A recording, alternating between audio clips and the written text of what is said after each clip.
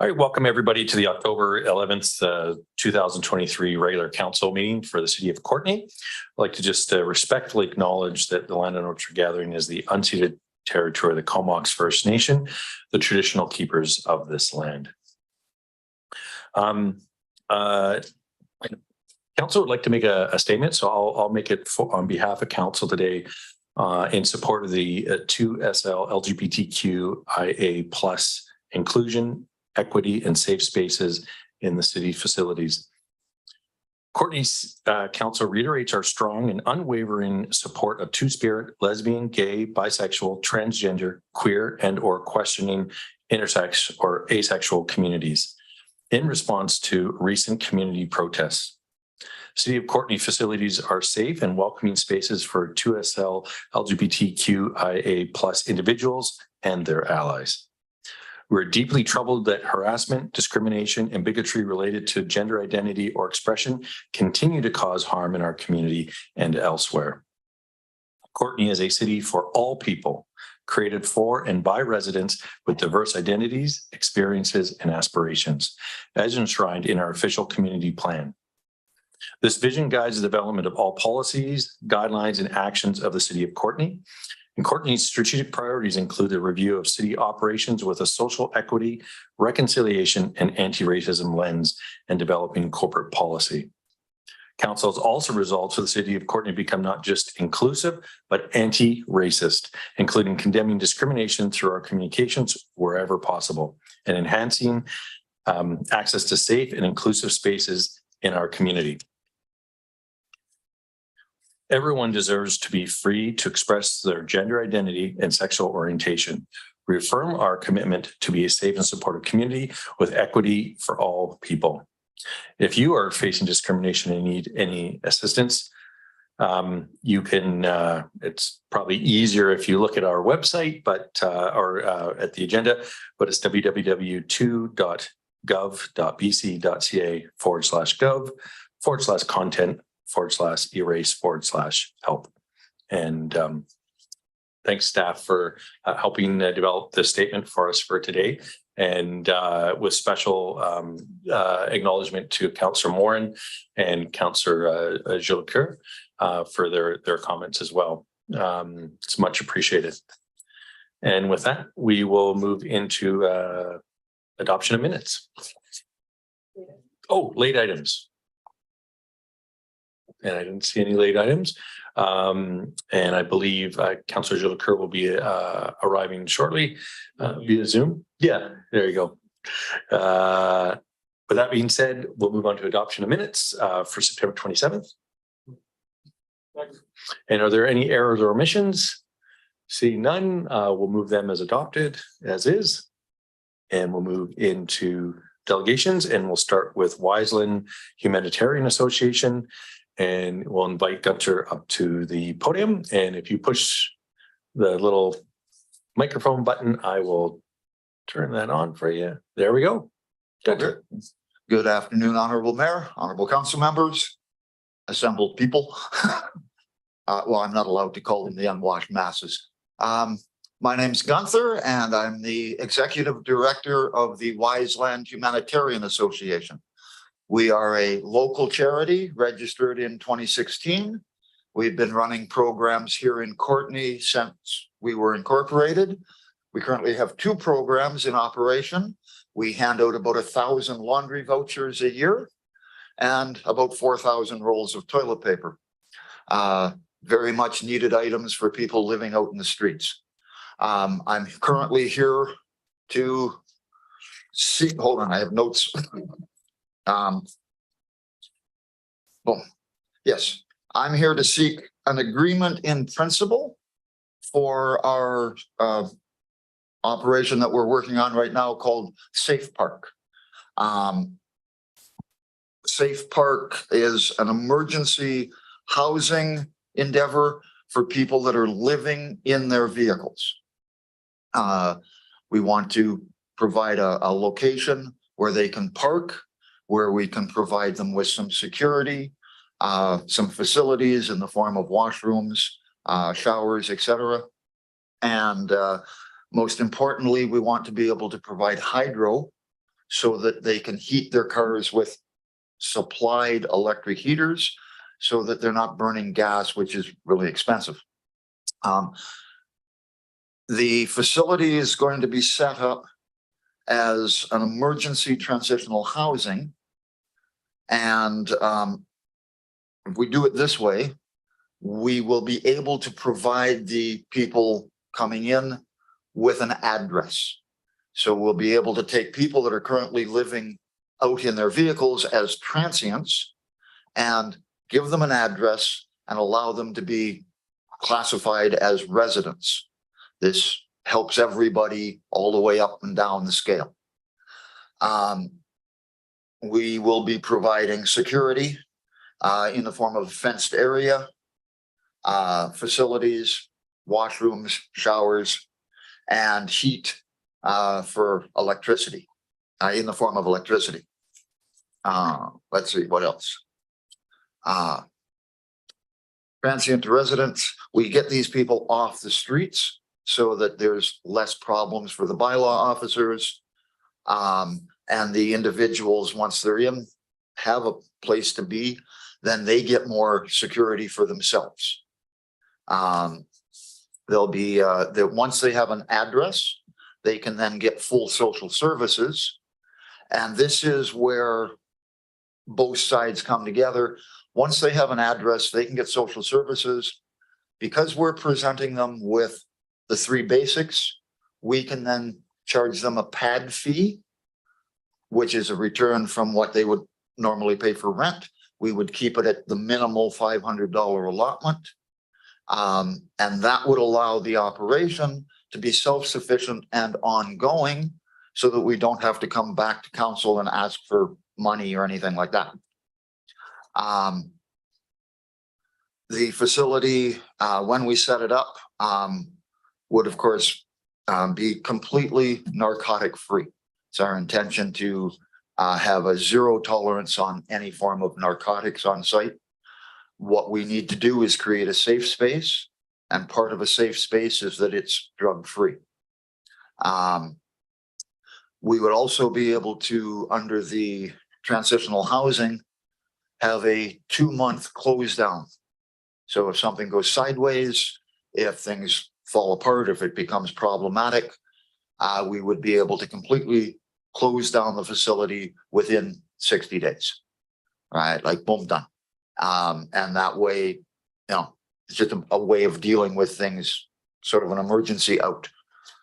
All the vehicles on site would be required to maintain their insurance, and they would have to be kept in good running order, roadworthy vehicles. We don't want to create a junkyard, right? Anything of that nature. The vehicles would be required to be turned on once a week so that we know they're functional. That's the basic outline of the idea. I think you've seen it in our brochures.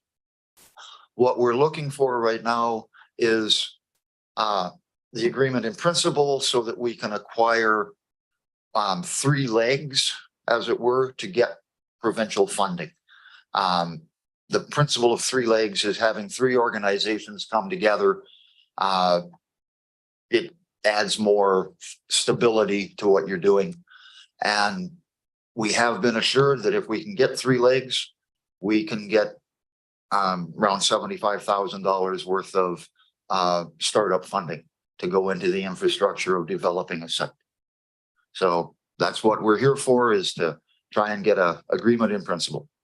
That's all. Your turn. All right, thanks very much for that. And so that has generated a question or comment from Councillor Hillian. Thanks very much, Mayor. I used to call you Mr. Gunther. It's just Gunther now? You still don't have a first name that you're sharing? Okay. I just wanted to clarify before I called you something by mistake. So we've talked off and on over the years, and oh, hang on. I believe the speaker system is set to only have two microphones at one time. Give me one Okay. sec. I'm just gonna, if this may reset it. So if you I don't think mind. I'm working again. And I just want to clarify because I've never been really clear about who else is in the Wiseland Humanitarian Society besides you. We have a small staff. We have our 3 directors. We currently just brought 2 high-end volunteers online. One lady that's doing our computers and another lady that's doing housekeeping. Not today, but we're doing what we can. We hope to deal with a big problem. Part of gathering up and getting the 3 ladies together is to be able to create a structure that's more acceptable to our donors. And Yeah. we are a registered charity. Yeah, fair enough. The reason I'm asking is because I don't think you've actually formally approached council before. So it's just helpful to have that sort of information on record. Now, what I really wanted to ask is what sort of research do you have about the numbers of people who are sleeping in cars in the city right now? That's not something that I saw as being actually enumerated in the recent homeless count that was just announced this week. So I'm just wondering if you've got any research on what the numbers are.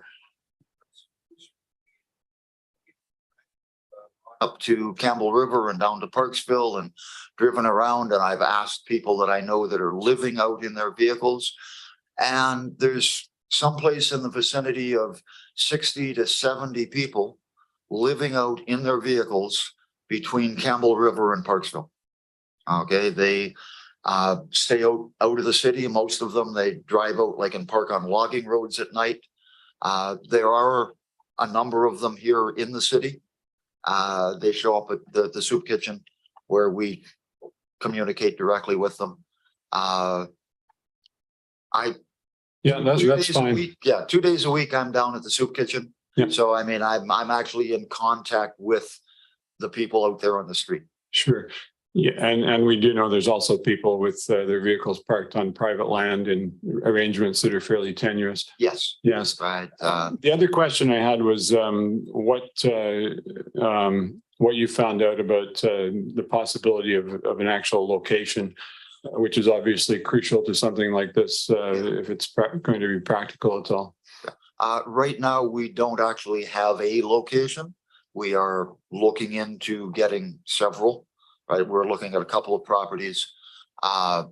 One of the ideas of properties with this is to be able to go into the commercial areas where gathering a bunch of people together isn't going to impact a neighborhood, and it isn't going to have a noise factor because the businesses in a commercial area are usually closed, right? Like in the evenings. So that's kind of what we're looking for. We have to be careful wherever we put the facility because we don't want to have an undue impact on any neighborhood, single neighborhood. But you know, that's a matter of finding the right location.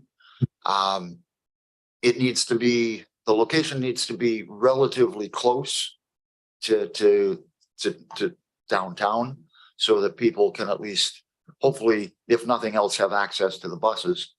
But we need a lot of the people, we're hoping that they won't have to move their cars every day, right? That they'll be able to walk from wherever the facility is to get services, or like I said, at least to get a bus. They will, of course, be able to take their cars in and out, but that would be an option. Right. Thanks very much. Appreciate that. Okay. Thanks, Councillor Hillian. And I think I got the microphones working again, and we'll go to Councillor Frisch. Yeah, thanks, Mayor, and thanks, Gunther. You mentioned wanting to have 3 organizations. Sorry, can you hear me okay? Yes. Yeah, you mentioned wanting to have 3 organizations involved. Do you have a third in mind if one is us and the other is you? We have 2 other organizations that we're hoping to like open up with. I don't know if I'm at liberty to tell you who they are right now, but they're good, stable organizations here in town that have been operating for a longer period of time. We're looking to get a more experienced organization so that there's enough oversight happening between the groups and that it forms a good dynamic. Thank you very Right, much. uh, Yeah, makes sense. Having city council, of course, the city online with this gives us access to making sure that we're within all the bylaws and all of the other smaller things that are going to have to be looked at. Okay. And sorry, I think it mentioned in here you had been talking to the homeless coalition. Am I wrong about that or? I pay attention to what the homeless people, the homeless coalition is, but we're not actually an official member. Okay. I'm online with, hold on, Angela. Okay. Yeah. All right. Thanks very much. Okay. Thanks, Councillor Frisch. I don't see any further questions or comments. I think you've articulated what your ask is of the city. Yep. And we normally don't make any deliberations on those on the day of a delegation. So with that, thanks very much for coming. And I know I've met with you a few times already. So Yep. All yeah. good. Yeah. Fine, thank you. All right. All right. Our next delegation is Comox Valley Nature, the Gary Oaks Restoration Team. And I have Eloise Holland and Karen Cummins, I believe. Is that? It's, All right. is this on or off? It's on. It's on, okay. Can you hear me? I can. Okay. Good afternoon to our mayor and council members. We are Karen Cummins and Eloise Holland speaking on behalf of Comox Valley Nature and the Vanier Forest Gary Oaks Restoration Team.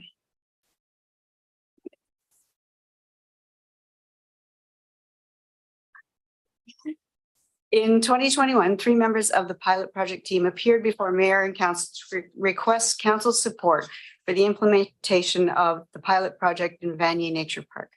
The goals of the project then and today are to assess and gradually restore this rare and at-risk Gary Oak Grove to increase sun and health through a site-specific restoration plan, to monitor the results of our work, and to establish a long-term community stewardship group for this project.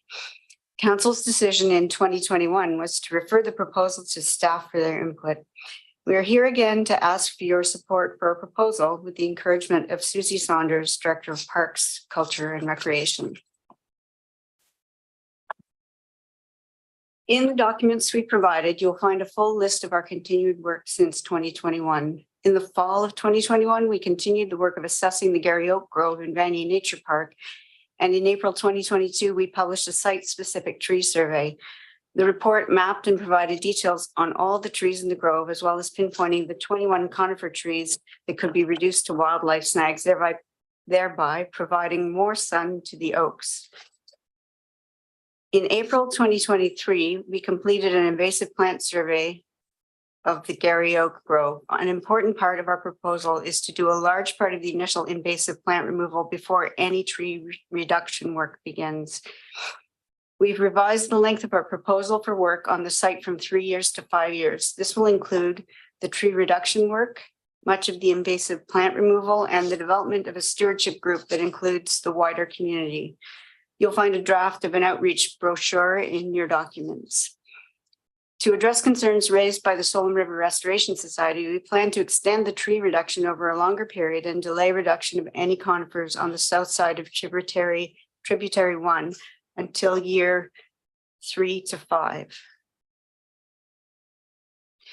In 2022 and 2023, we organized walks in the Vanier Nature Park Oak Grove for city staff members Craig Rushton and Susie Saunders, as well as community members from such as KFN Comox Guardians, Solon River Restoration Society, biologists Warren Fleener and Nick Page, and others who provided feedback on our proposal. In the spring of 2022, we hosted 2 webinars for CVN members and the general public on the benefits of Gary Oak ecosystems.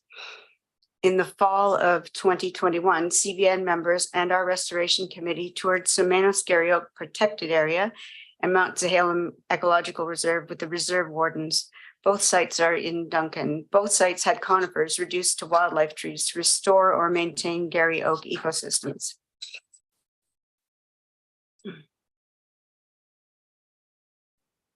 We have prepared a detailed timeline for the 5-year project, which includes a tree risk assessment of the Gary Oak Grove prepared and submitted to the City of Courtenay. This has already been carried out by Vera Mumby on a pro bono basis.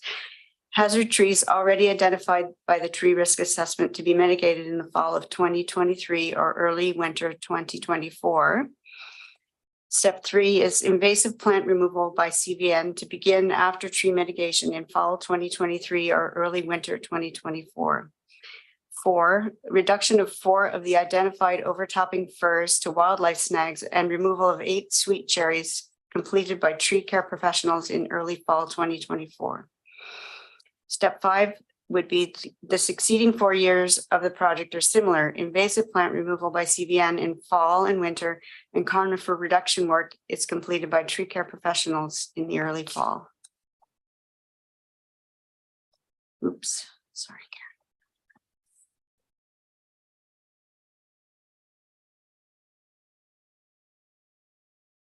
Can you hear me? Is this good? Okay, great. There were numerous letters of support submitted to council for this proposal. These advocates remind us that Gary Oaks are an educational and cultural resource. They increase biodiversity, are adaptable, particularly adaptable to our warming climate, and they're resistant to fire. Thomas Munson, Senior Environmental Planner for the District of Saanich, wrote in his letter to you, "Never let it be said that you stood by and watched a species disappear into the halls of extinction. Now is the time, the opportunity to save this legacy." There are many communities where this type of restoration and stewardship work has been done, including those led by CVN right here in the Comox Valley.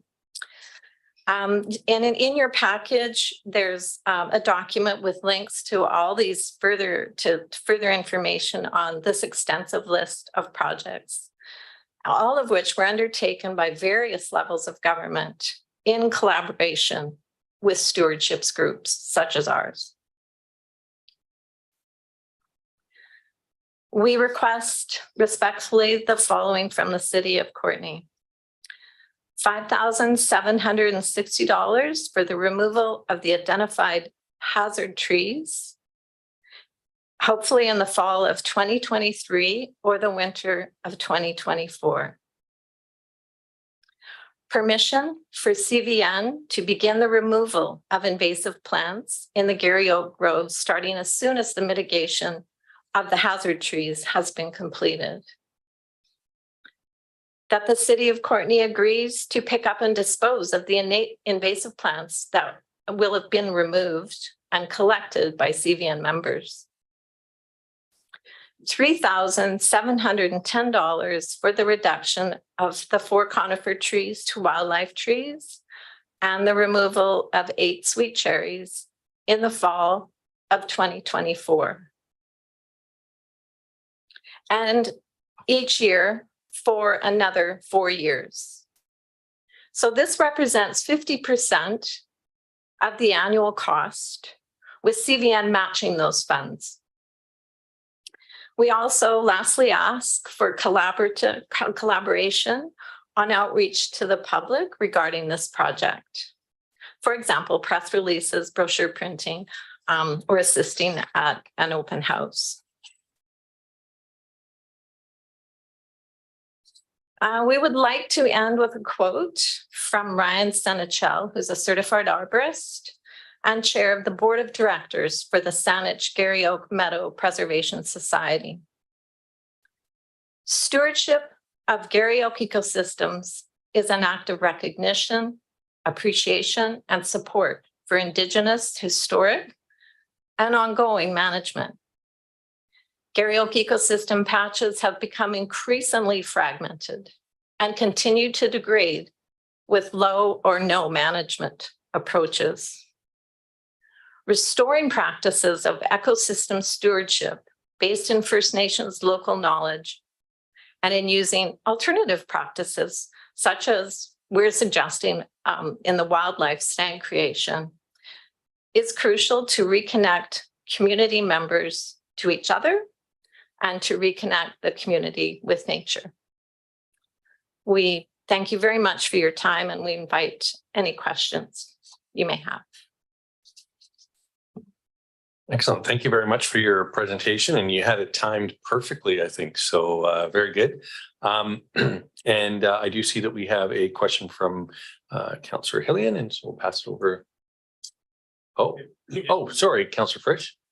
Okay, thanks, Mayor. I'll go first. Thanks for the presentation.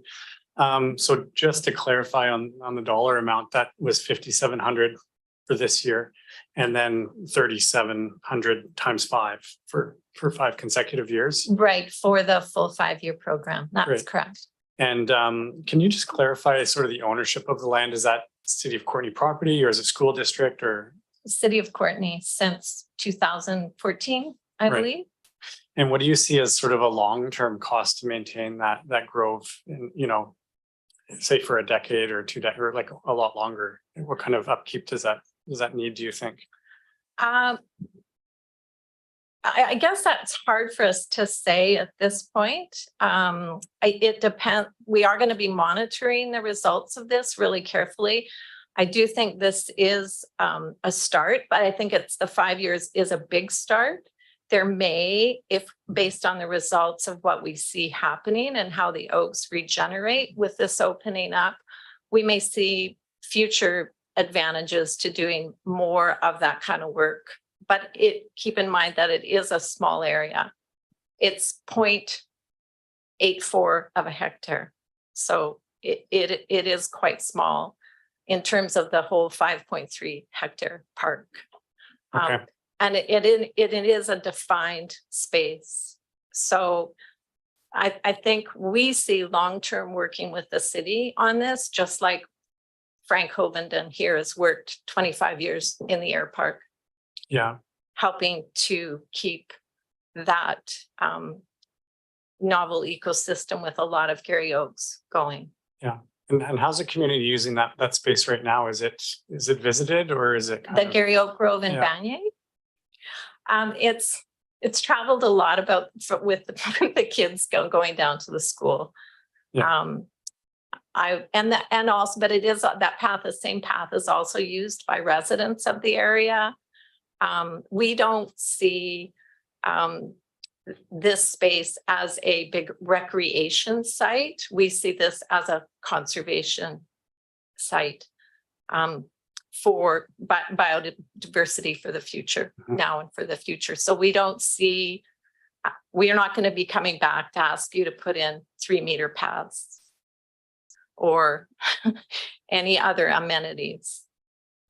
But having said that, I do think it will be used more for educational purposes. I think we'll have people coming to see it from a lot of other different communities to see what we've done. We've already been asked by the University of Victoria to put it on their map of sites to be restored.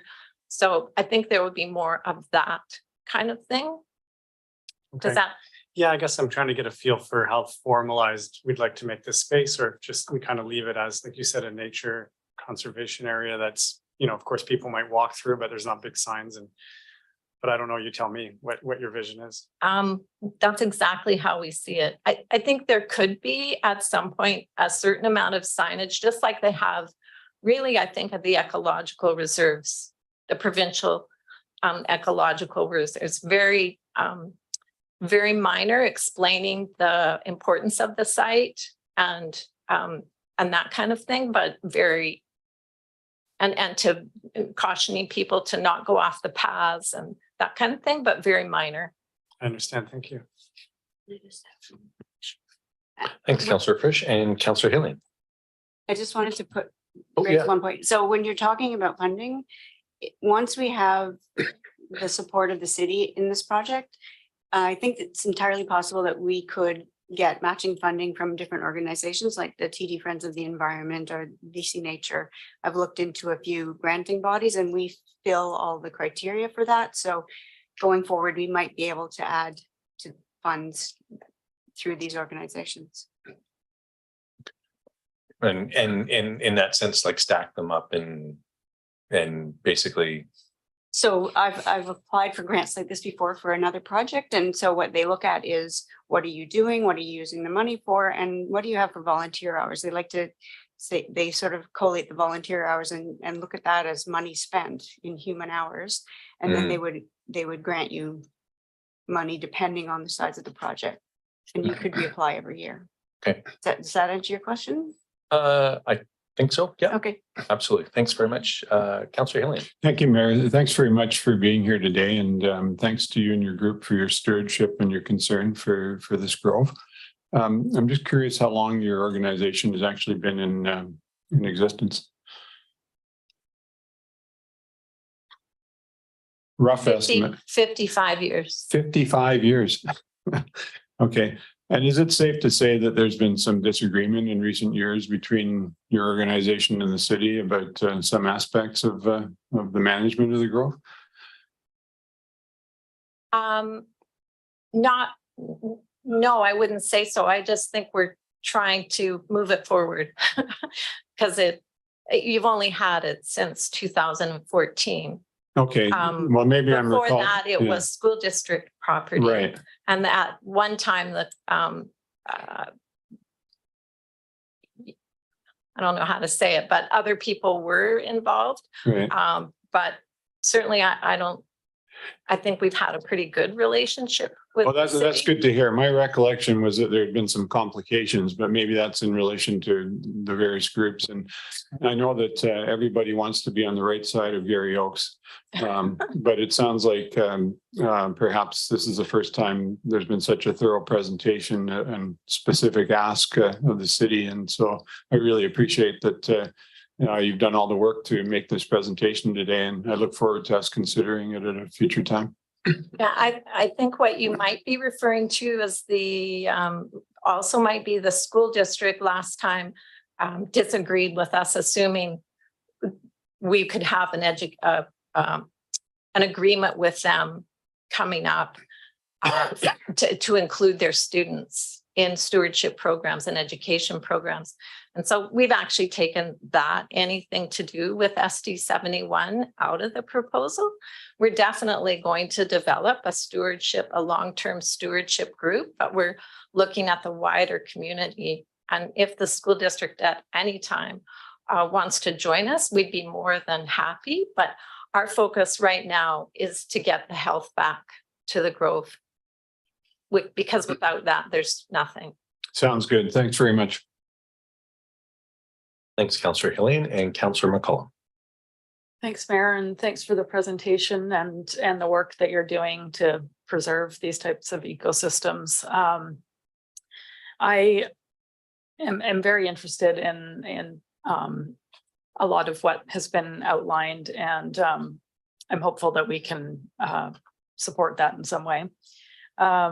What I was curious about is what type of input or engagement you heard back from the KFN Guardians when the site was visited. And just to add to that, and maybe you can clarify this, it's my understanding, and I have not very good understanding of these ecosystems, but that they do tend to be culturally modified sites on this part of Vancouver Island. I don't know if that's true right down the island. So maybe if you could just speak to that and how KFN was engaged, and any information that came out of that. All I know is that KFN was invited on a tour and they were shown the area.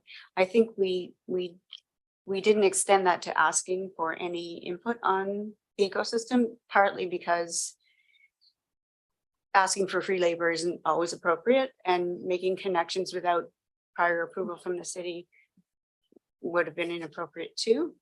As for the cultural modification, that was usually done through burning, but we won't be doing anything like that. And I don't think any of the other groups that do this kind of work need to do burns, but it's usually about removing invasives and over shading trees, that kind of thing. Yeah, thanks for that answer. And I guess to add to that, will there be further engagement as this site is, as the work begins and, we begin to have a new impact, although ideally a positive one. Yes, I would welcome that. I think that would be wonderful if that was something that was of interest to Comox First Nation. Great. That's good to hear. Thank you. Yeah, I would just say we've had tours with both the KFN Comox Guardians, and that went really well. They were very interested. But they did say it was not part of the Comox culture. Garry Oaks were not part of the Comox First Nation. That belonged to the Pentlatch. So there doesn't seem to be the same level of knowledge or interest. Having said that, they said they understood the concepts we were after and they were supportive. But we didn't go any further than the Comox Guardians. That We makes left sense. that to the Yeah, city. thank you. Yeah. So yeah, we're open, but we are very careful of boundaries. Yeah, that makes sense. Thanks for the answer. And I had an additional question, and this may be more for staff, that the ask is around financial support for tree removal, but we do have arborists and tree, hazardous tree removal in natural areas in the city. And I guess I would just want to hear from staff if it makes more sense that we would collaborate on the work itself rather than providing a financial contribution. If there's any context you want to provide.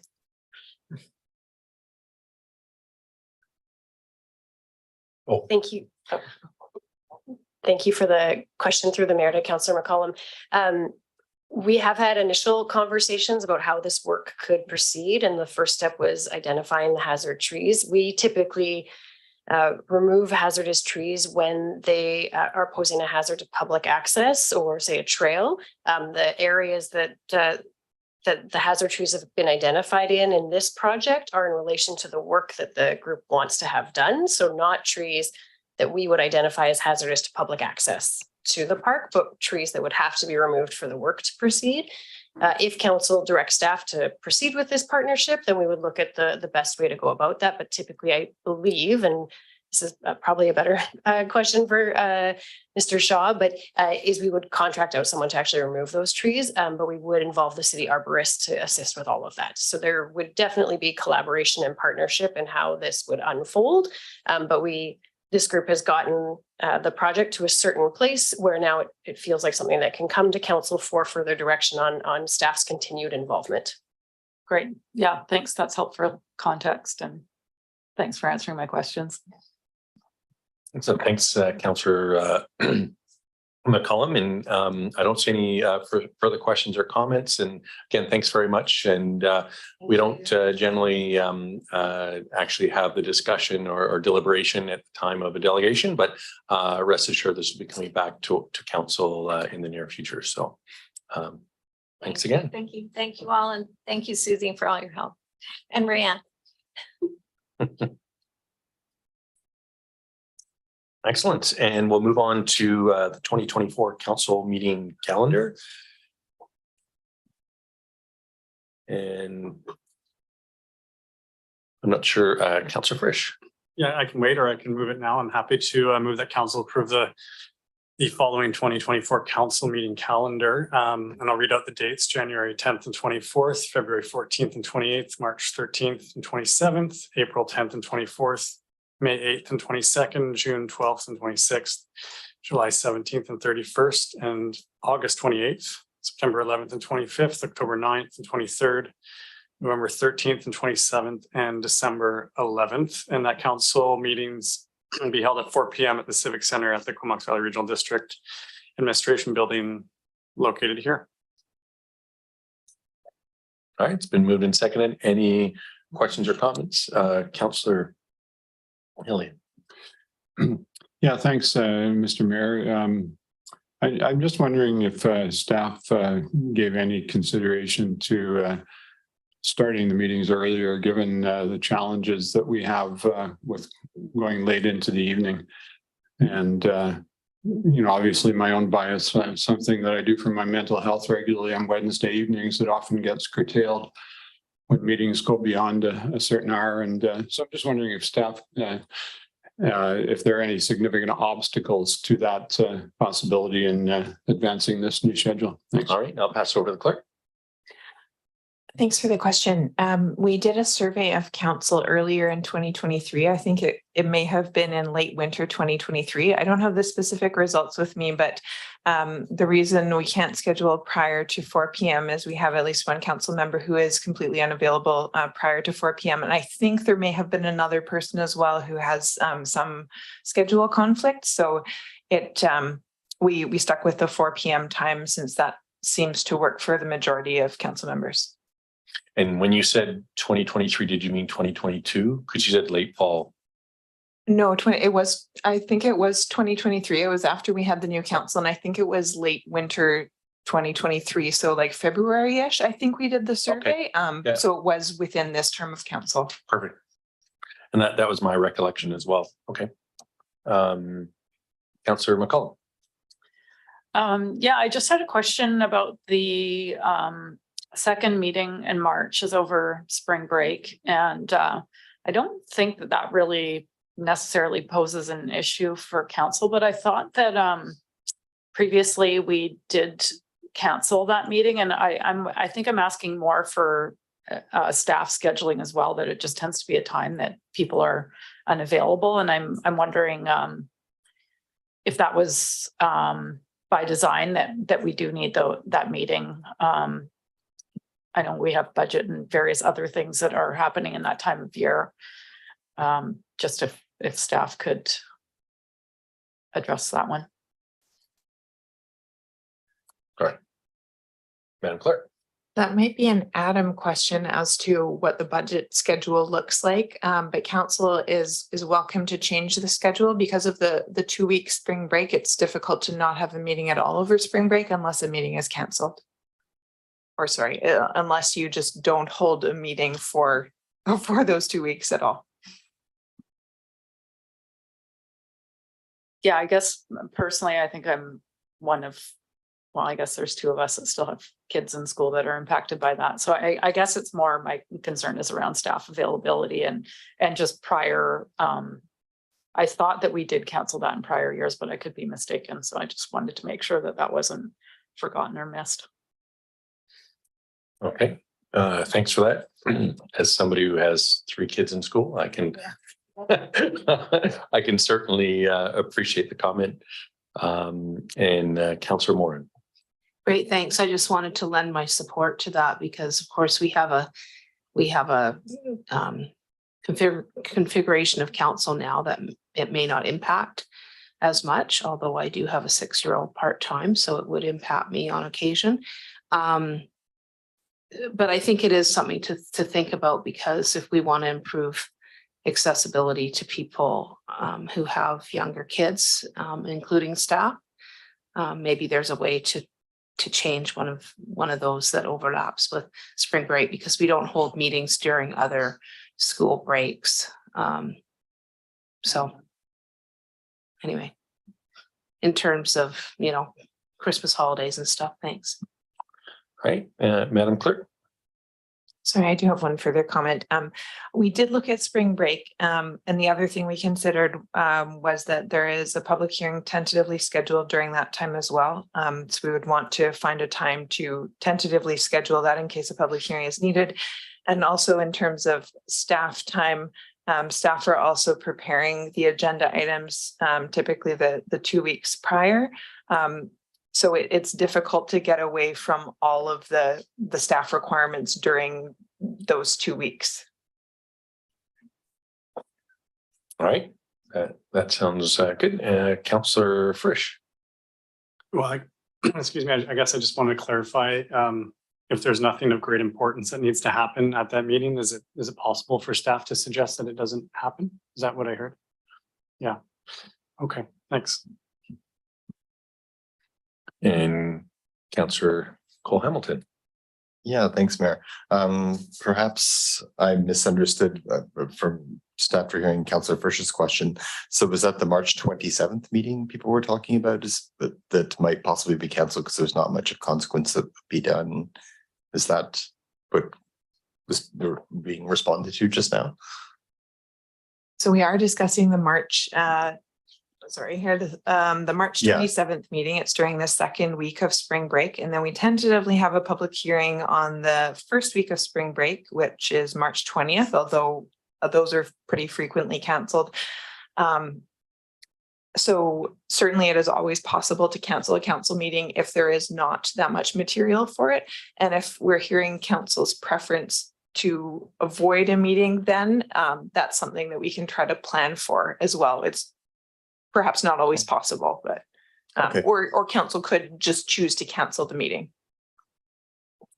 Thank you for clarifying. And I would just add this, someone else with the child in school, I'd also be happy to see that if I guess, the majority of people on council have children in the system or grandchildren who live with them. So if that's possible, and it sounds like we're all on the same page about whether we'd like to see that happen. Thanks. All right. Ms. O'Connell. Thank you. Just to add to that, the Councillor Frisch is correct that we could cancel a meeting in the event that there's not a lot on the agenda. The likelihood of us canceling a meeting and getting to that point is, in my experience, none. So what I would recommend is if council wants to consider whether or not that meeting is required or not, I would say you could amend this resolution to remove that meeting, and we can always call a meeting if you need to hold one because there's a more urgent item. By canceling the meeting at this stage, we would also be advertising the schedule as it is to the public as required by the community charter in its entirety, as opposed to changing it after the advertising. So it does also create a bit more consistency of notice with the public as well.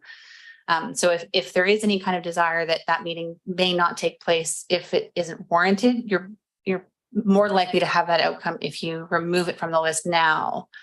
And then we can always schedule a special if it's required for a more urgent item. But this will also allow staff to really plan their reports and when they're coming to council. All right. Thanks very much for that. And we'll go. I saw it blink and go back to Councillor Cole Hamilton. I was just going to, I can't remember if we have already moved it. So I'm just going to move we amend it as suggested by Ms. O'Connell to remove the March 27th meeting. March 27th. Okay.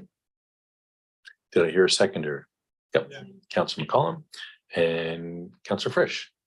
Yeah, thanks, Mayor. So my instinct is that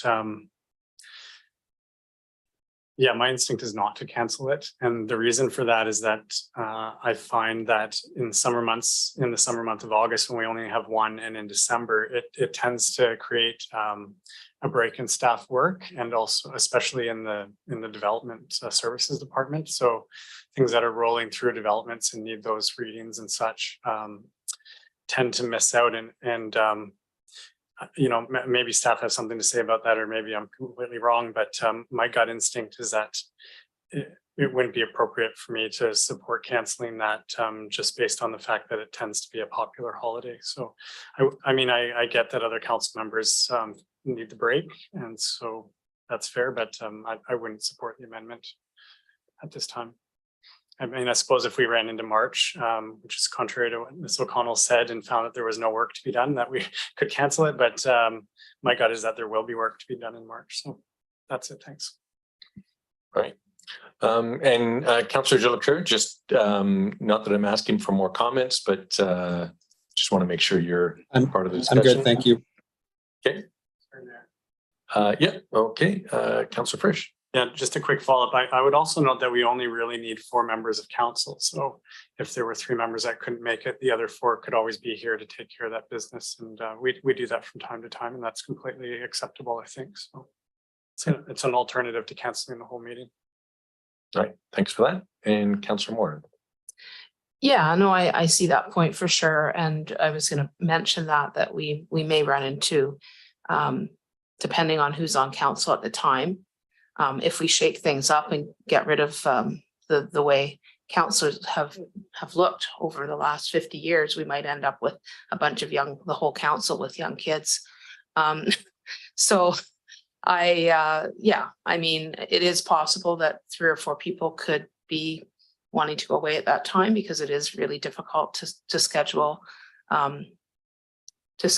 around school break. So I'm not tied to it, but I just think those comments are important to be made, because I think we do often carry on with the way things have always been, and it doesn't really promote opportunity for change in terms of what we would like to see in terms of diversity around the table. Thanks.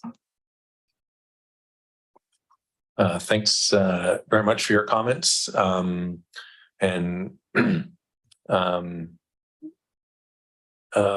have a motion on the table, so maybe I'll take a vote on the amendment. Sorry. I was like, that's not the right word. Thanks. Yeah, we have amendment on the table, so I'll take the vote. All those in favor of canceling the March 27th meeting in 2024?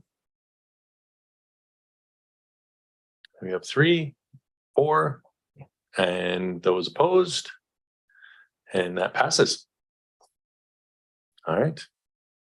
All right. The amended motion, exactly. All right. Voting on the main motion as amended with March 27th deleted. All those in favor?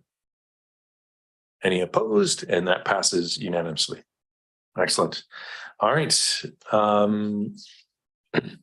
Next, we have the Comox Valley Accessibility Framework.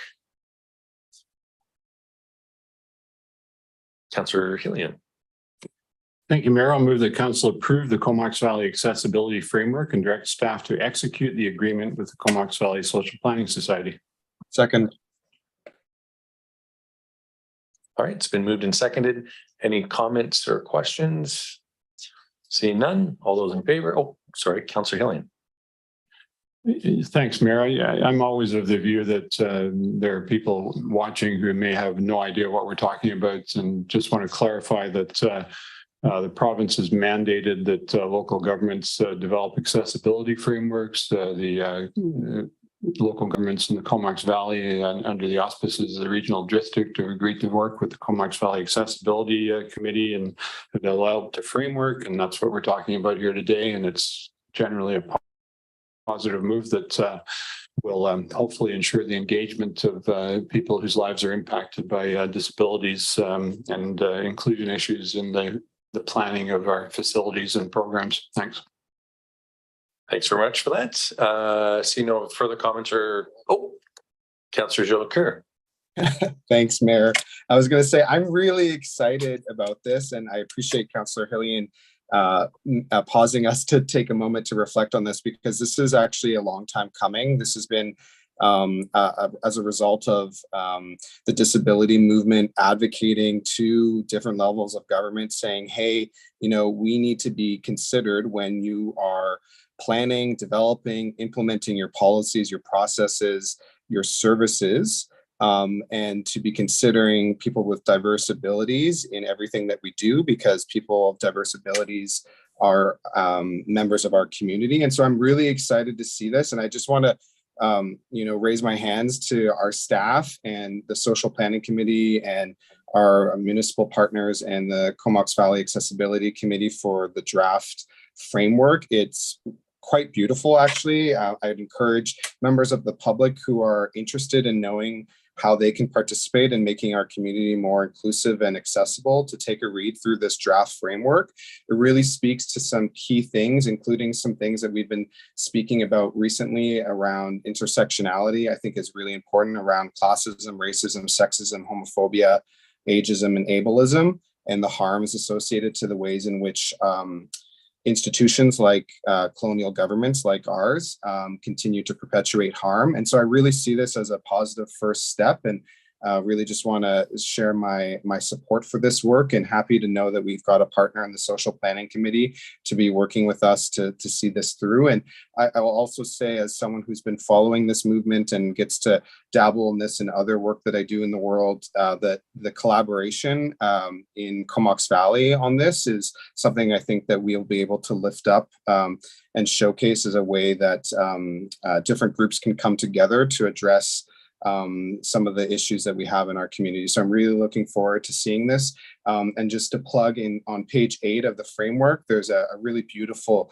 graph that the Comox Valley Accessibility Community has added to their framework that shows some of the results from their community engagement around what a Comox Valley that's inclusive and accessible would look like for all people. So I just want to share my support for this. Thank you. Thanks very much for your comments, Councillor Jolker. It's much appreciated. And seeing no further questions or comments, all those in favor?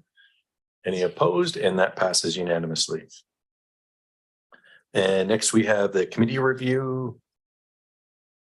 And Councillor Frisch. Thanks, Mayor. I'll move that council direct staff to schedule a committee of the whole meeting to discuss council's priorities for its committees, committee format and operations, committee communications, budgets, administration, and council's participation on external committees. It's been moved and seconded.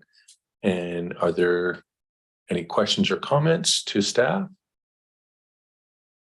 I'm not seeing any. Councillor Hillian. Yeah, I'd just like to, thanks, Mayor. I'd just like to thank staff for bringing this forward. I think it's, as the report evidences, it's long overdue. And I think it'll give us an opportunity to review and consider our committee structure and make it more effective going forward. Thanks. Thanks very much. And seeing no others, all those in favor? Any opposed? That passes unanimously. And into rec and culture, we have the sports field strategy and allocation and report back. And so maybe I'll pass it over to Ms. Saunders. Thank you. Through the mayor to council. Sorry, yes. There you go. The purpose of this report is to provide council with information on the outcomes of the CVRD sport field strategy, and also secure approval for Courtney to initiate an allocation policy review and update on behalf of the Comox Valley region. So just to give a brief summary of the report, sports field strategy was completed by the CVRD with the support of municipal recreation staff in 2022. This was partially in response to delegations by the Comox Valley United Soccer Club requesting reviews of field allocation and use across the region, as well as investment in an additional artificial turf. And so the sports field strategy was completed in February 2023 and presented to the Regional District Recreation Commission at that time, and is attached to the staff report for your information. A couple of key findings in the report that user satisfaction with sport fields and amenities differs between summer and fall, which is pretty typical in sports fields just based on weather. A key finding is that there's enough overall capacity in the system. However, a relatively small number of fields accommodate the majority of bookings. User groups have clear desires for enhanced fields and amenities that would improve functionality as well as year-round use. And there's some opportunities to improve data collection and analysis to support our capital and operational planning. And those are recommendations for the entire region. And in addition, I think a key factor is that participation numbers in sport are forecasted to continue to grow. And so based on the findings, the following recommendations were made in the strategy. One was to enhance data collection methods. Another one is to utilize the refreshed field classification system that is in the report and use that as a guide for our facility investment. To target capital investment in maximizing the quality of our facilities, as well as adding capacity. And so that includes the addition of an artificial turf which the regional district has already taken action on, looking at developing a new baseball hub, adding lighting and washrooms, and then long-term planning potentially for a multi-use field. And a couple of other key recommendations were to develop a new approach for bookings and allocations around clear standards of play, creating a more streamlined system, including shifting bookings to a single entity, and then promoting spontaneous and unstructured play on our sports fields. So in addition to receiving this information, staff are also recommending that the City of Courtenay take a leadership role in initiating the work required to act on the recommendations related to developing a new allocation policy and a centralized booking function for the region.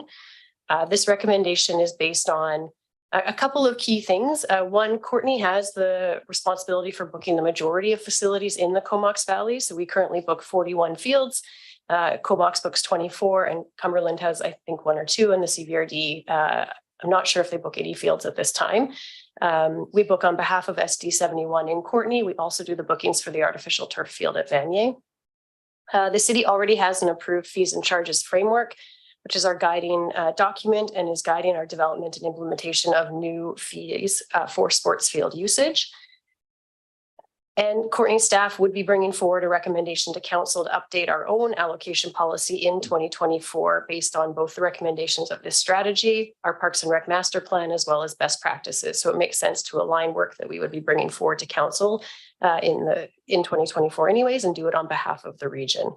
Our department has the capacity and knowledge to lead this work on behalf of the region, and through discussions with our intermunicipal colleagues, there is agreement and consensus at the staff level that the City of Courtenay would be a good partner to take this lead on. We've also had discussions with the CVRD staff, and we'll be submitting pending council's approval, would be submitting a request through the CVRD Recreation Commission grant service function for the full amount of funds required to procure a consultant to lead this work. So the City of Courtenay would procure a consultant and then lead that work for the region, and in partnership with our local sports groups as well as our regional municipal partners. If council approves this work and the funding is approved, and each local respective government also approves taking this approach, the consultant scope of work would include the development of a new allocation policy based on clear standards of play outlined by Canada Sport for Life, as well as best practices. They'd lead the engagement with local sports groups and regional staff and to create a collaborative committee in support of the work.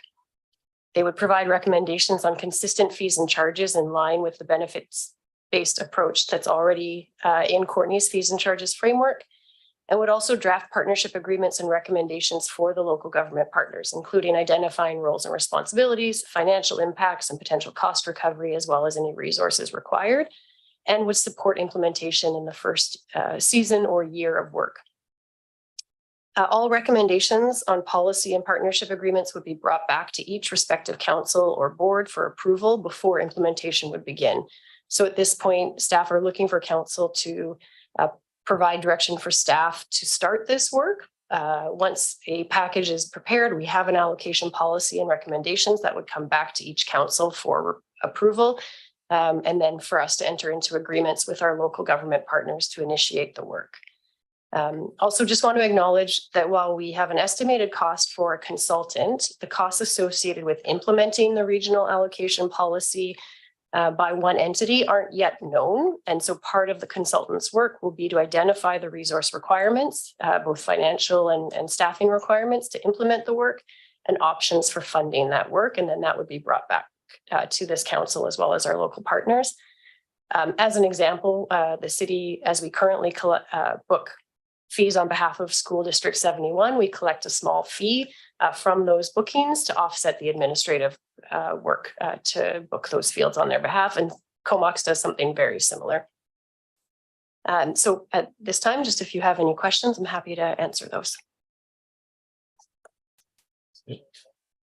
Yes, I even wrote that down because I was like, I better not forget. He had his hand up very early.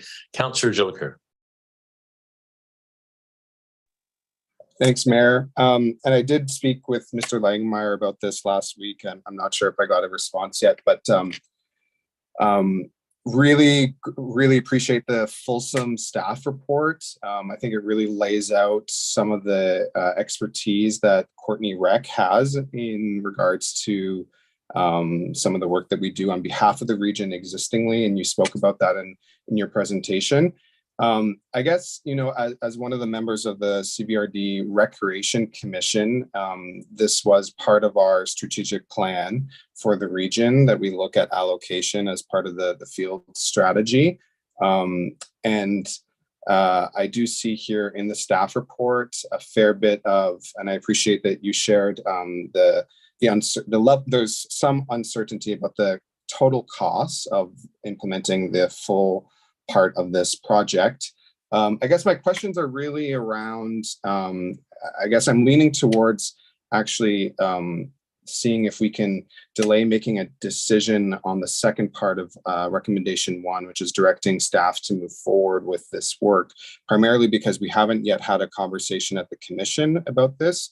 I know I have a lot of questions to the CVRD staff after reading our staff report.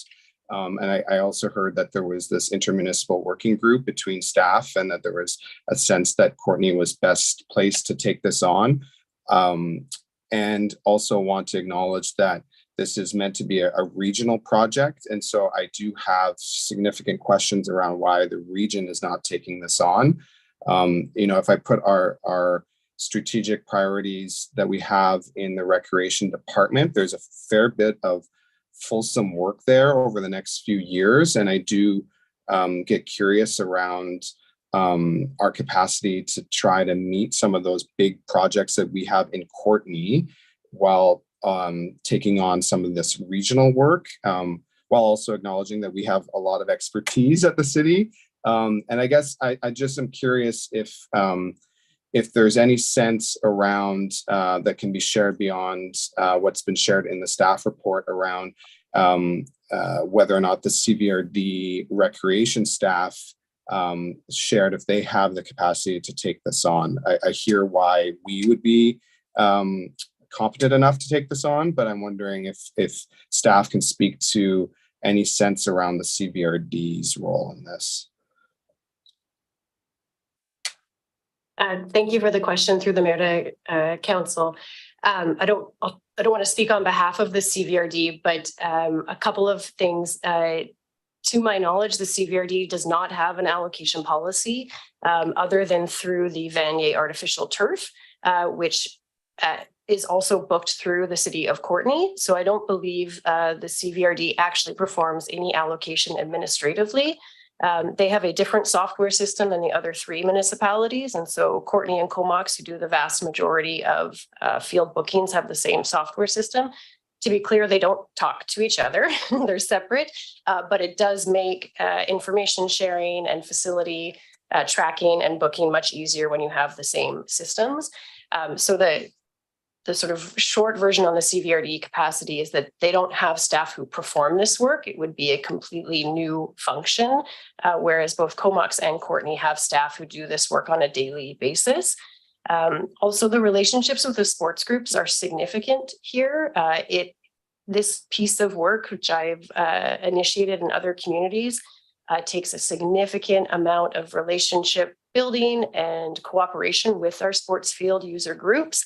And those relationships, for the most part, are with Courtney and Comox, and of course with Cumberland and CVRD to a different degree, but the vast majority of fields are booked in those 2 jurisdictions, and therefore the relationships exist there. In addition, any changes to allocation are going to be felt mostly at the Courtney and Comox level and at the Courtney and Comox council tables. Because that's where the majority of allocation takes place.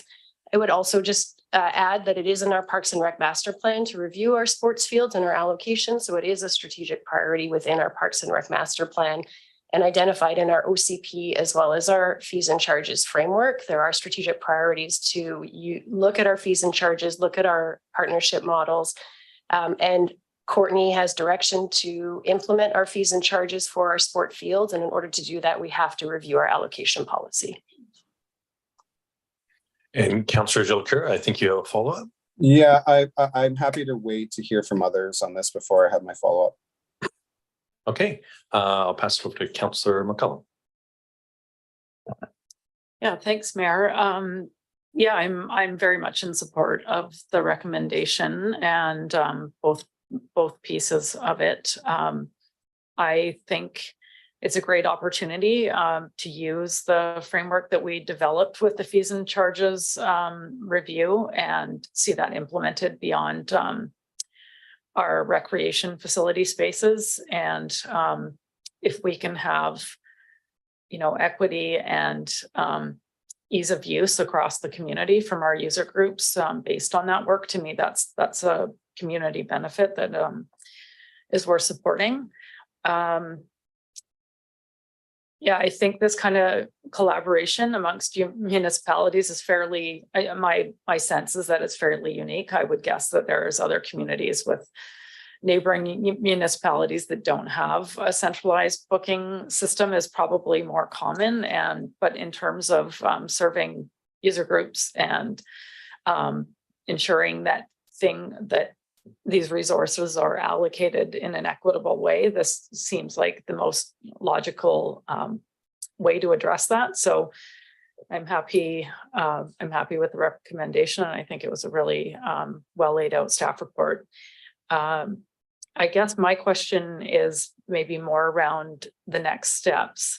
There was quite a lot that came out of the field review strategy, and it's wide ranging and across the community. And I'm wondering if staff feel that centralizing some of these services can also aid in our strategy around where we focus resources in terms of improvements. There was a lot around washroom access, possibly expanding some lighting.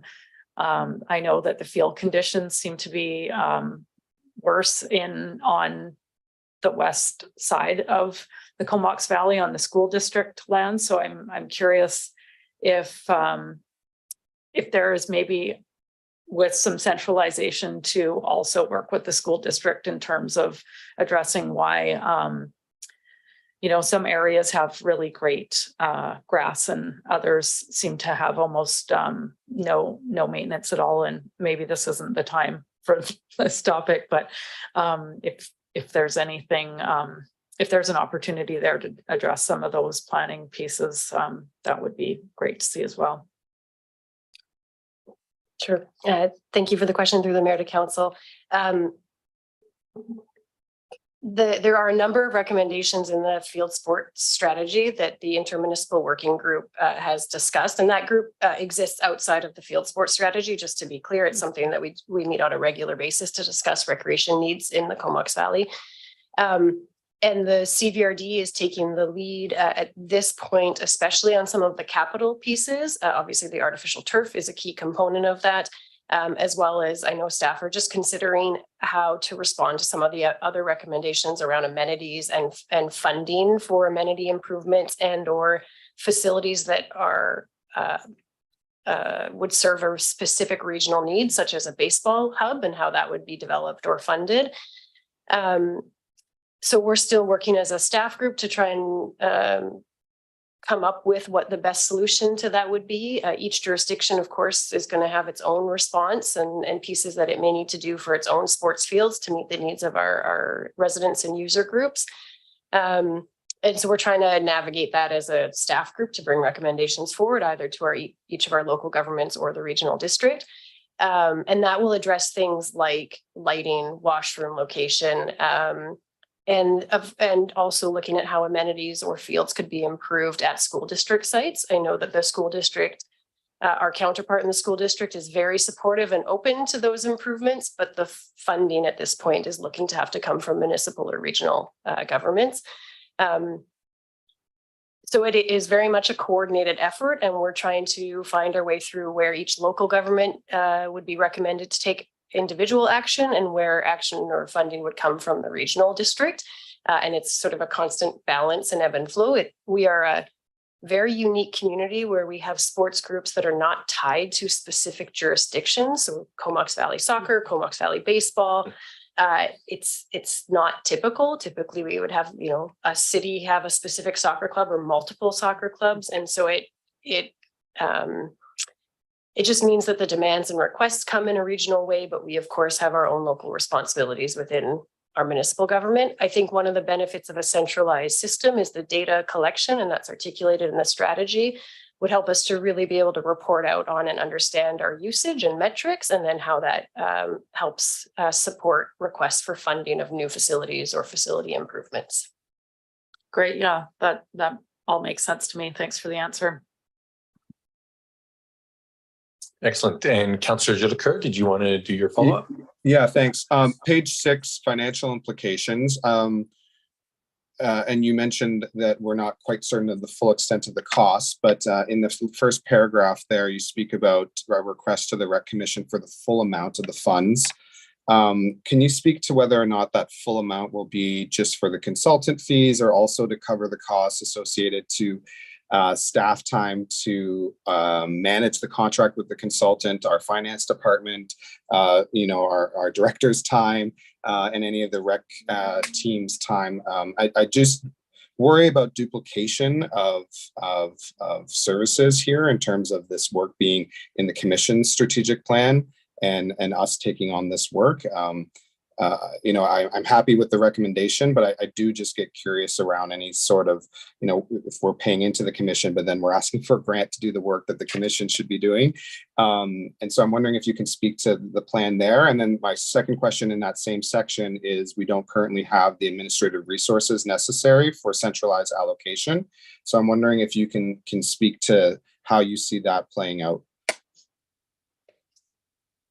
Sure. Thank you for the question through the mayor to council. Correct. The amount there, the 35,000 is for the consultant fees. We are not asking for staff time for a couple of reasons. We haven't done that historically. So we're asking for the fees to cover the additional costs that the city would not incur otherwise. Also, we have done some reorganization within the recreation staff department over the past year. And one of the results of that reorganization, and it's just moving portfolios around or department responsibilities around within recreation, is that our new assistant manager of recreation facilities has a direct responsibility for sports groups and sport field relationships and allocation policy. So we've actually added some capacity there by rearranging some of our other work, and that was intentional. One, knowing the recommendations coming out of the sports field strategy, but also the fees and charges framework implementation will take substantial work on behalf of city staff. So we would be doing this, I guess the key kind of message for me is we would likely be doing this work regardless because we need to implement our fees and charges framework as directed by council, which will take substantial engagement with the sports groups and would affect our allocation policy. So because Courtney would be doing this work anyways, it makes sense for us to do it on behalf of the region. I don't have any concern with duplication of work because this isn't work the region was, how would I say this? This isn't work the region currently does. They don't perform allocation to the level that we do other than at the Vanier Turf, which is only to basically one sports group with a couple of hours here and there for other sports groups. And it's not work that they have sort of historically done on this scale. So I don't see a risk of duplication. If Courtney wasn't to do this and the CVRD was to do it, we would have the same level of involvement, but we wouldn't be leading it. We would just be at the table. And my recommendation is that the city of Courtney be the leadership rather than at the table for this work. That's really helpful. Thank you so much. And thanks for your leadership on this. Thanks, Councillor Jolicoeur, and thanks for the conversation. And so we had a fulsome conversation. We'll go back to Councillor Hillian. I was going to move the recommendation, Mr. Mayor. I don't believe it's been moved down. Thank you very much for that. I'll move that council receive for information the Comox Valley Regional District Sport Field Strategy and direct staff to initiate work on behalf of the region to develop a new sports field allocation policy and centralized booking function for the Comox Valley and to report back with recommendations. It's been moved and seconded. Any further conversation? We've had a pretty good conversation so far. I think it's all pre-laid out. So I'll call the question. All those in favor? Any opposed? And that passes unanimously. All right, next we have the BC Housing point in time for 2023. Okay, it's been moved and seconded. Councillor Moore. I just wanted to say that we did skip over the notice of inaugural meeting. I don't know if we need to. Oh, I got mine at 6.2. Oh, is that a different? Oh, because on my agenda it shows that. Okay, that's fine. Thank you. All right. It is the other way on the one. Okay, excellent. Councillor Hillian. Thanks, Mayor. So 6 months after the fact, the report comes out and tells us what we already know, that homelessness is a worse disaster than it was the last time we did a count. And try as we might, we're no further ahead in reducing the numbers of people on the streets who don't have a place to live.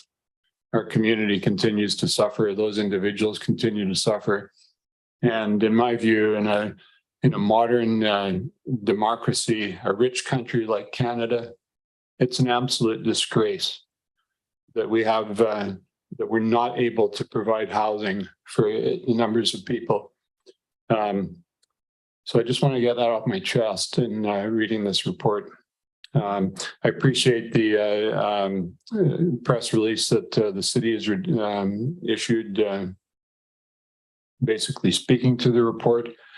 A couple of significant things that stood out for me. We got a lot of pushback, given the concerns, the legitimate concerns that people have about disorder on our streets and people who are challenged with homelessness and addiction and such, and the spillover effects on others. We get a lot of pushback that somehow it's not people from Courtenay, that it's people from out of town. Well, the numbers here from the count tell us that in the 90% range, the people who were counted have lived here for at least a year. 2/3 have lived here for 5 years. So I think that puts to bed the issue that somehow the reason we have these numbers is because people are coming here in droves. The other side of that being that somehow because we have a compassionate approach and actually provide some services that droves of homeless people come here to take advantage of them. It just isn't true. And it does us no favor that that continues to be promulgated in some sectors of the community. Meanwhile, I think we just have to reassure the community that in spite of the fact that our efforts are obviously not good enough, we continue to work and to push relentlessly with the province and BC Housing to address this situation and to provide additional supportive housing that will meet the needs of those in our community without. Thank you. Thanks, Councillor Hillian. Appreciate those comments. Councillor Moore. Great. Thank you, Mayor. Excellent comments, Councillor Hillian. I just wanted to bring attention to a couple things. The number of Indigenous folks who were represented in the point in time count has gone up significantly to 28%, which is, the national far exceeds representation in Canada, which is 7% of our population identify as Indigenous. So that's a really sad commentary. And I know that the local First Nations agencies would be able to attest to this because they're certainly out there trying to give provide as many services as possible. The other stat that was significantly higher was the number of folks identified with acquired brain injury. And there's multiple causes of that. I know that when I volunteered for the point in time count, I did speak to a young man who had never touched drugs until he ended up on the street. He'd been working in construction for a few years. He was doing well. He said he had a house. He had a family. He fell off a roof, had a significant brain injury, enough that he wasn't able to work in construction. He's just said his life went from bad to worse, where he was drinking a lot, and then his family life broke down and ended up on the street, and then actually became addicted to drugs after that. He was really lucid the day I talked to him, and he was actually really articulate. And it was just one example of the stories that are out there. And I think often public sees behavior presented and makes an assumption that it's mental health or addiction. And actually folks with acquired brain injury can have some really difficult behaviors and challenging behaviors because their brain is just not functioning well. So those were two things that stood out for me, and I appreciate Councillor Hillian illuminating some of the other things. Thank you. Thanks for that, Councillor Morin and Councillor Jolicoeur. Yeah, thanks. And just to add an appreciation for my colleagues before me, some of the things that stood out beyond what's been shared already is that we continuously, again, have a disproportionate amount of members of the 2S LGBTQIA community, about 12% of those in our community who are unsheltered or homeless are members of those communities. And you know, I know that Councillor Hillian has been a proponent of speaking about men's health. I do want to just highlight that once again, we see that, and this is, I think, true for most of our communities, for Courtenay, at least in Comox Valley, 59% of those who are homeless identify as a man. And I think that really goes, again, to what we're seeing in the toxic drug crisis and more broadly around, you know, the challenges that people that identify as male have around asking for help, around working through their challenges. And I think that we also know that there's a lot of people who are also experiencing a tightening of our, you know, daily, weekly, monthly household budgets. And that's another primary reason for housing loss. About 56% identified that they didn't have enough income for housing here in the Valley. And so I did want to just highlight a few of those other pieces that stood out to me, and wanted to also agree with Councillor Hillian in that, you know, this is a number, it's here, it's 272 at that point. But these are also individuals. There's someone's child, someone's relative, a neighbor, a colleague, and there are also individuals in our community who are experiencing significant challenges. And so I do want to just also thank the folks who were part of this point in time count. I think there was a few of our council colleagues who volunteered for this day, who got to hear the lived experience of people who are homeless in our community. And I do want us to just remember that although these are numbers today, these are also people, and they have relationships, and they're valued members of our community. And I just want to say that we see you, and that we're going to continue to try to fight, as Councillor Hillian said, at every opportunity that we have for more services and more housing in our community to support those who need it. Thanks. Thanks very much, Councillor Jolicoeur and Councillor Frisch. Yeah, thanks, Mayor. All great points. And something that wasn't in the report that I think is worth highlighting is that, you know, BC has had a huge number of migration too, like immigration, and people from other provinces and outside the country move here. And even Canada as a whole has a staggering number of people coming. And that's often forgotten about this housing issue, is that we have so many people coming to the country and BC, because it's a great place to live, that it's really hard to keep up with those numbers on the housing side. And it's something in the neighborhood of, you know, 100,000 people a year. And how do you build that many houses? Even Courtenay, if we looked at the statistics, it's something like 1,000 people a year. And that's a huge number of houses to build. So not to be forgotten that this is a federal issue and needs federal funding and a federal plan as well, which we hear coming, but not fast enough. Excellent. Thanks, Councillor Frisch.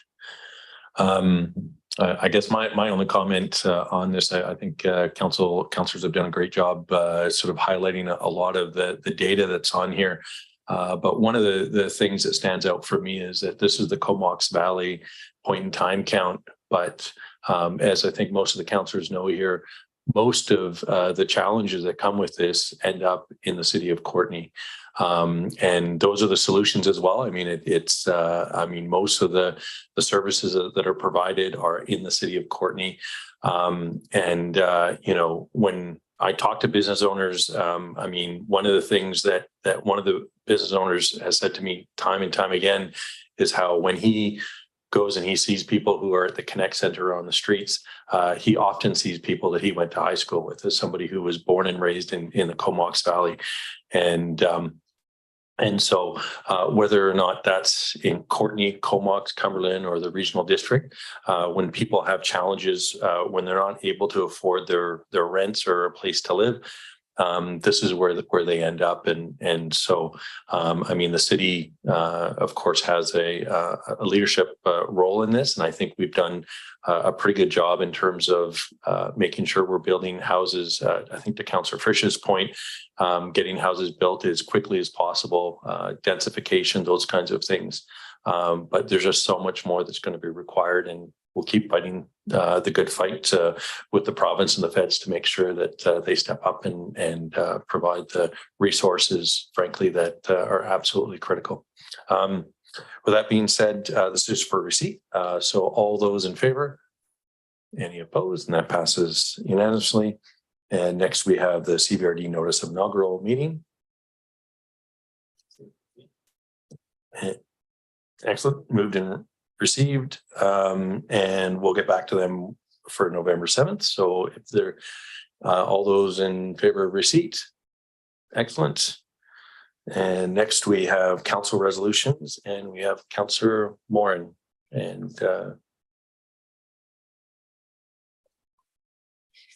Great, thank you, Mayor. Luckily, I'm over my cold, so I won't cough throughout this. So the resolution is, whereas the lives of at least 12,264 British Columbians have been lost to unregulated drugs since the public health emergency was first declared on April 14th, 2016, with 154 lives lost in the Comox Valley, whereas unregulated drug toxicity is now the leading cause of death for those aged 10 to 59, numbering more than homicides, suicides, deaths from accident, and natural disease combined. Whereas these lives matter and are valued, and we all must do more to reduce stigma and save lives. Whereas council would like to acknowledge and honor the lives lost in the Comox Valley to the unregulated toxic drug supply crisis. Therefore, be it resolved that council read this statement following triannual updates from the BC Coroner Service.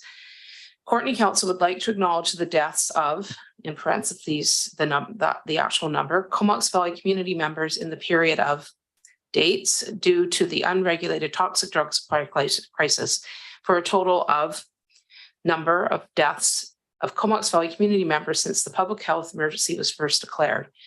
Our hearts go out to their loved ones. We want you to know their lives matter, and council will continue to push for action and effective policy to stop these preventable and unnecessary deaths. And I just have a couple comments. I'll try to be succinct as possible. Oh, thank you. So I guess the question is why this motion? I mean, it's basically a proclamation 3 times a year reporting on the Comox Valley number of deaths. We don't generally hear about the Comox Valley number of deaths. Those reports are lumped in with other communities. For a long time, since the height of COVID, when the number of COVID deaths was being reported, I've often thought and in fact have talked to particularly parents of those who have died from the toxic drug crisis, and their feelings that their loved ones have not been recognized, and those numbers far surpass as evidence in this motion. I wanted to thank staff, particularly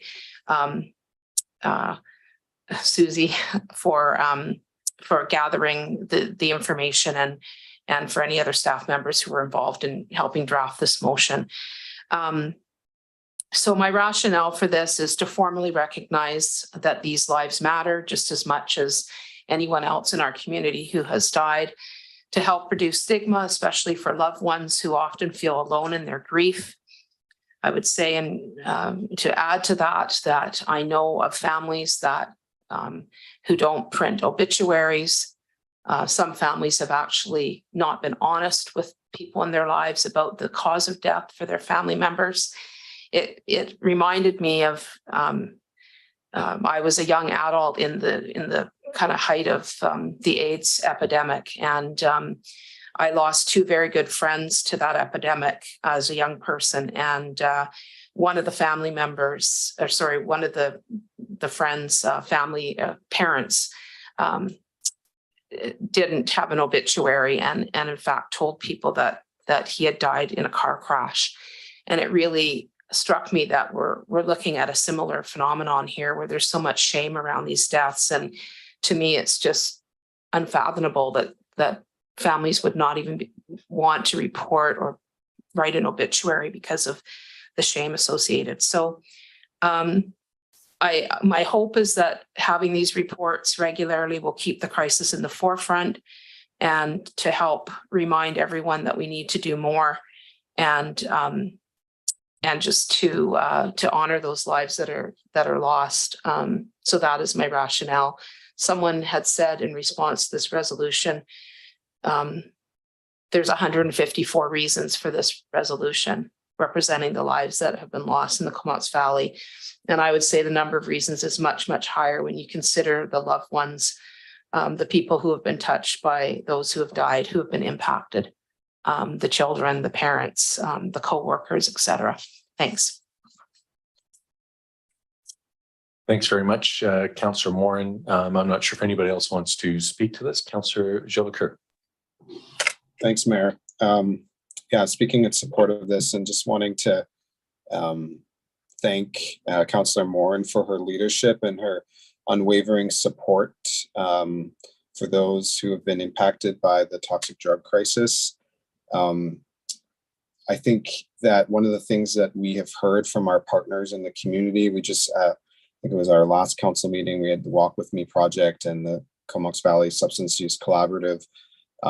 And they've all highlighted the importance for people in positions of power to use our voices to advocate for the reduction of stigma as it relates to substance use and death as a result of substance use. And so I really see this motion as a systemic way for us to bring to light what is often for many people in the shadow.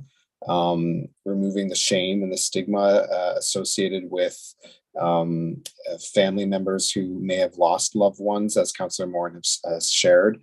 I think that one of the things we have heard from family members in the community, that have said, we need to be doing more to reduce stigma. I think this is one of the ways that, we can bring forward the statistics, but behind the statistics, as I shared earlier around homelessness, these are individuals and their stories matter.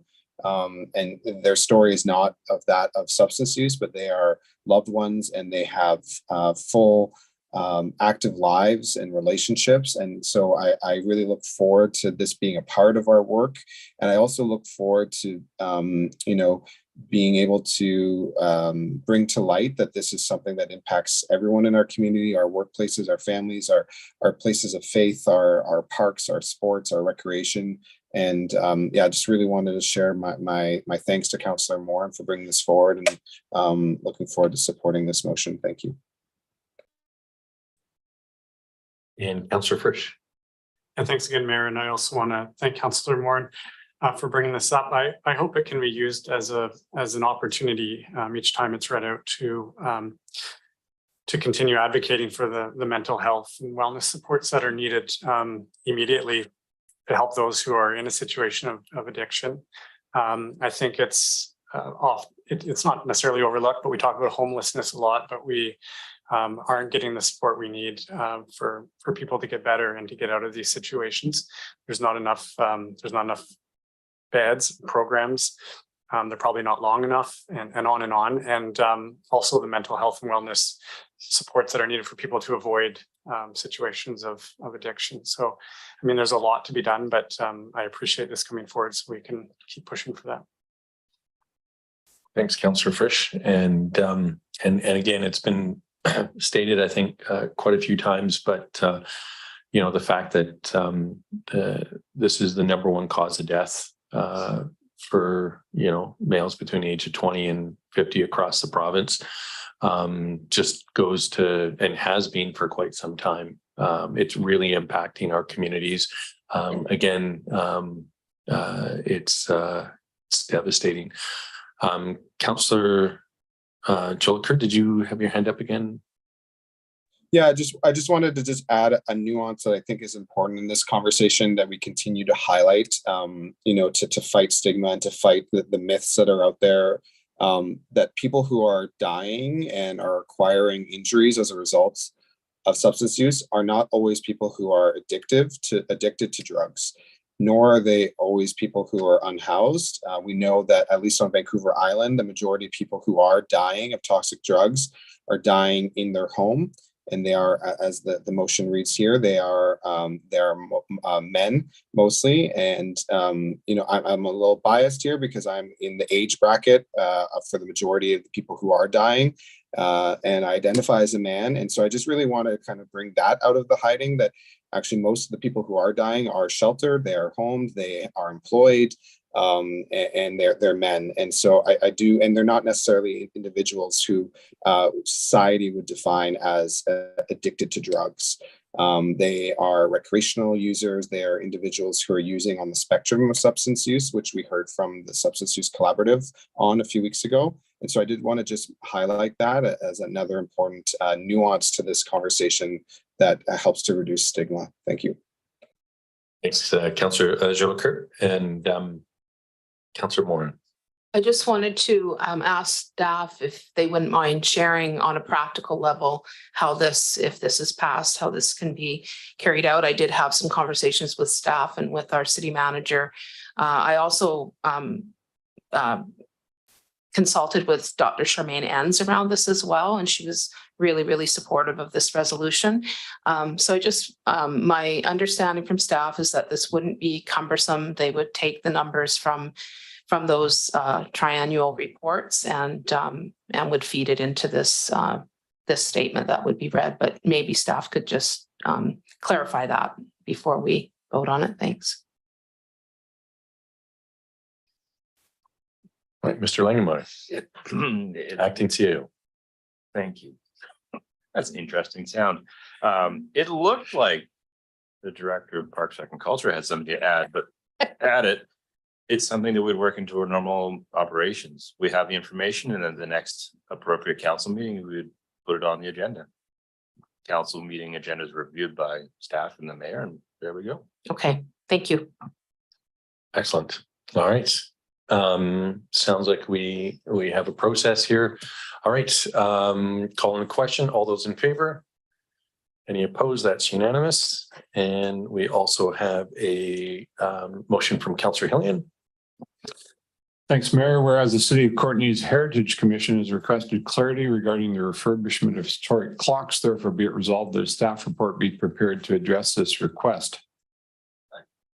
And speaking to the motion, I had the opportunity to attend the Heritage Commission back in early July during your absence, Mr. Mayor, and this issue came up. It's been around for some time, and I understand that there are some staff ideas about how it can be resolved, and I think it needs some council direction, and this is the intent of the motion. Thanks. All right, thanks very much. Any questions or comments? Seeing none, all those in favor? Any opposed? That passes unanimously, and we do have a notice of motion. I'm not sure, Councillor. Thanks, Mayor. And I was just going to remark on, I know Councillor Hillian is a big fan of concise motions. His last one was a bit verbose. This is going to be a little longer. So whereas the City of Courtenay's new official community plan has identified climate action goals and aims to reduce greenhouse gas emissions in our community by 45% below 2016 levels by 2030. And whereas the OCP policy BL6 commits the city to advocate to and support the province in amending the BC Building Code and other building related policies to regulate carbon pollution from new buildings as soon as possible. And the policy BL7 commits the city to review and update immediately relevant building, zoning, and development permitting processes upon any new legislative authorities that support policies within BL6. And whereas the province has responded to advocacy by the city and numerous other local governments by introducing the Zero Carbon Step Code, which provides new authority to local governments to regulate carbon pollution from new buildings. Therefore, be it resolved that pursuant to policies BL6 and BL7 of Courtenay's OCP, staff prepare a report outlining options for implementing the Zero Carbon Step Code in order to meet the city's 2030 emission reductions targets. And that's just a notice of motion, so we'll discuss this further at the next meeting. Thank you. Thank you very much, Councillor Cole Hamilton, and Councillor McCollum is also named in this, so I'll share the thanks very much for that. And going into bylaws for adoption, we have zoning amendment bylaw number 3101 1410 Glen Urquhart Drive, and Councillor McCollum. I'll move that council adopt zoning amendment bylaw number 3101 2023. All right, it's been moved and seconded. Any questions or comments regarding this? Seeing none, all those in favor? Any opposed? And that passes unanimously. And moving into council reports, starting with Councillor Cole Hamilton, Councillor Frisch, Councillor Hillian, Councillor Jolicoeur, Councillor McCollum, Councillor Moran. That leaves me. Thank you very much for those that did send in reports. And I just have a few things I was going to mention. Council and all elected officials had a tour of the wing back on September 29th, which was really useful. October 30th, there was a spirit walk. October 1st was the Comox Valley Search and Rescue 50th anniversary. And on October 5th, just recently, we had the Island Health Breakfast to get an update and to work on the ideas around the hub. And on a personal note, I just want to thank council. I did have a death in the family recently, and just really want to acknowledge everybody stepping up for me. It was very much appreciated. So with that, we have an in camera. Councillor Hillian. Second. There we go. We are adjourned.